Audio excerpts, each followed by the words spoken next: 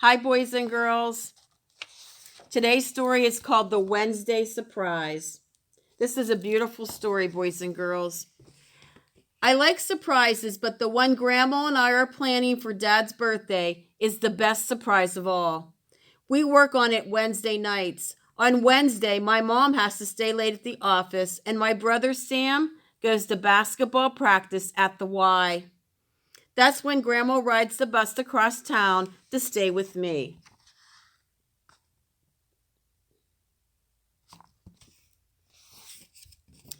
I watch for her from the window and I blow on the glass to make breath pictures while I wait. When I see her, I call, Sam, she's here. And he said it's okay to run down the long stairs and wait by the door. Grandma, I call.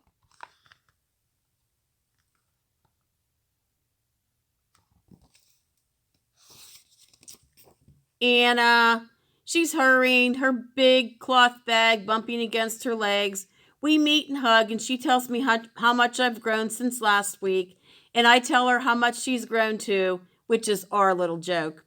Between us, we carry her lumpy bag upstairs. I show Grandma my breath picture, if it's still there, and mostly she knows what it is. Mostly she's the only one who does.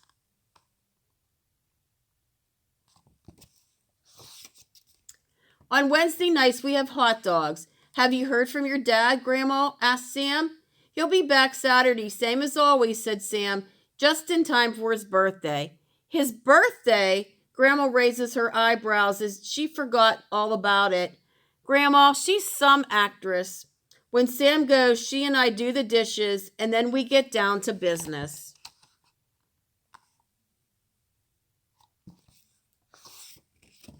I sit beside her on the couch and she takes the first picture book from her bag. We read the story together out loud, and when we're finished one book, we start on another one.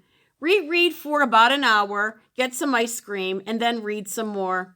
My grandma gives me a hug. Only 7 years old, she says. I'm pleased. They're going to be so surprised on Saturday, I say.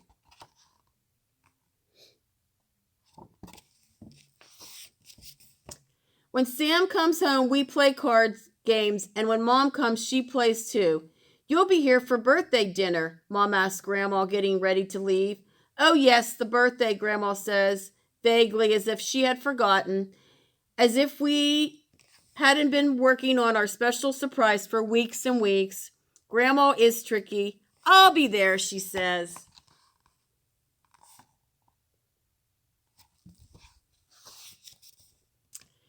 Sam walks Grandma to the bus stop. As they're going down the stairs, I hear him say, What have you got in this bag, Grandma? Bricks?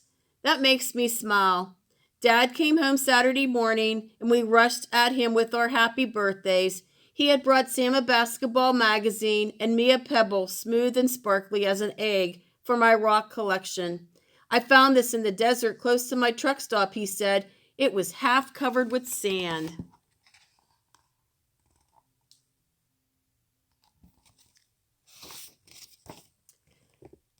I hold it, imagining I can still feel the desert hot sun inside of it. How long did it lie there? What kind of rock was it? Dad had stopped to pick wildflowers for Mom. They were wilting, so she runs to put them in water. And then Dad has to go to bed because he's been driving his big truck all through the night.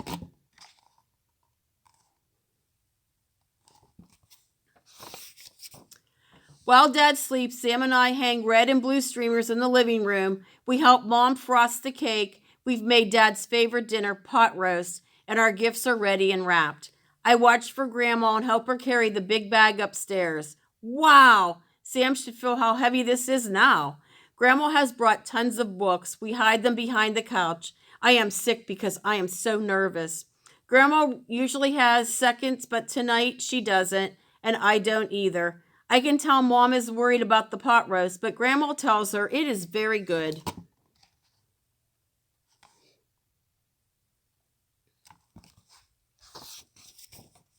We are feeling well, Grandma, Dad asked. How are your knees? I'm fine. My knees are fine too. Dad blows out the birthday candles and we give him his gifts. Then Grandma shoots a quick glance in my direction and I go to get the big bag and drag it across the table. I settle it on the floor between us. Another present? Asked Dad. It's a special surprise for your birthday, Dad, from Grandma and me.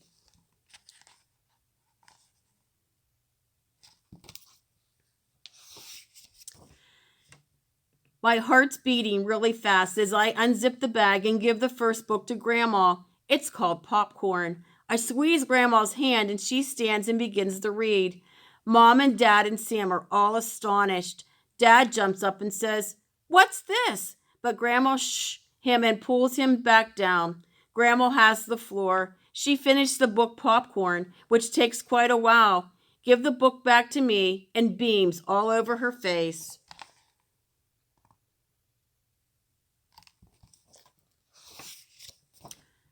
My goodness, Mom is beaming too. When did this wonderful thing happen? When did you learn to read?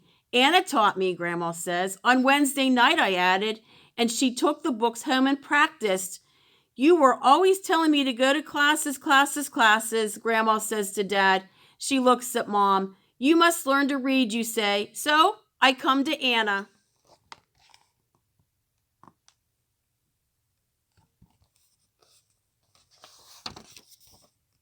I giggle because I am so excited.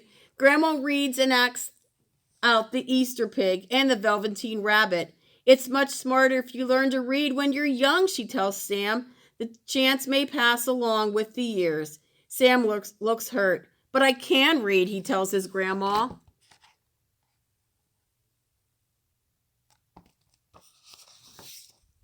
Nevertheless, she takes out another book. Are you going to read everything in that bag, Mom? Dad asked her.